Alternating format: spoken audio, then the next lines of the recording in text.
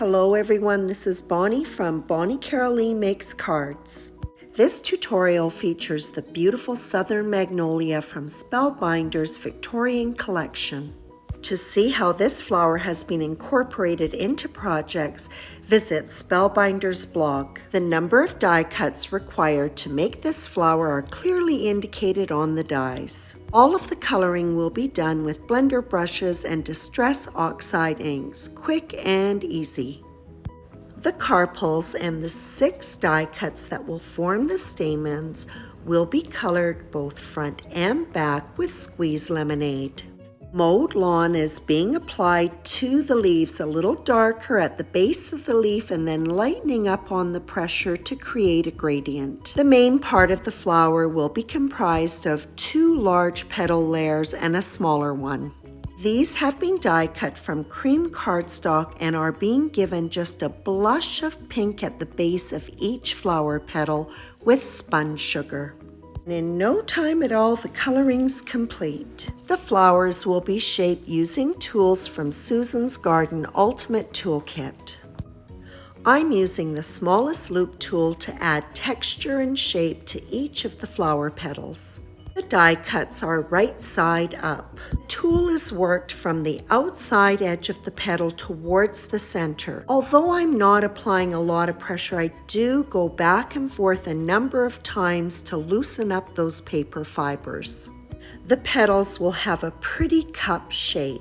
Keeping the flower petals right side up, I use my reverse tweezers and slip them down the center of the base of each flower petal and give it a squeeze.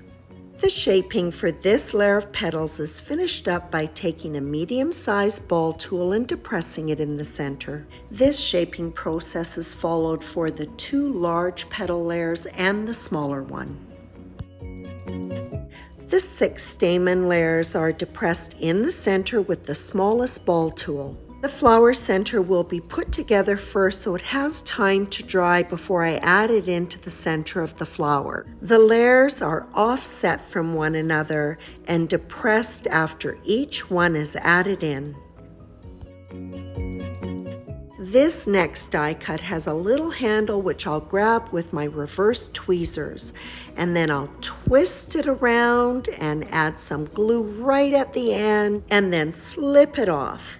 I'll add a good dollop of glue in the center, set the carpels in, and then I'm going to set this aside to dry completely.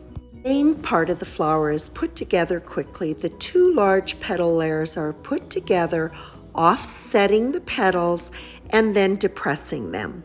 Then the final petal layer, the smaller one, is put in place, again offsetting the petals and depressing it with the ball tool.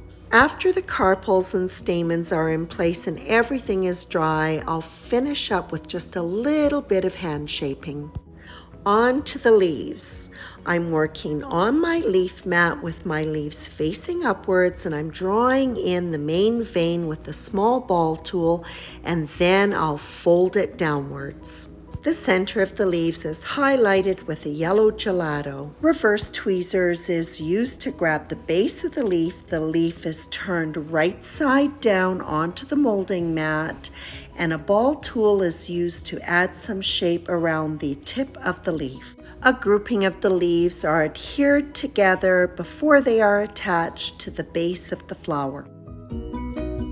That completes Spellbinder's Southern Magnolia found in the Victorian collection.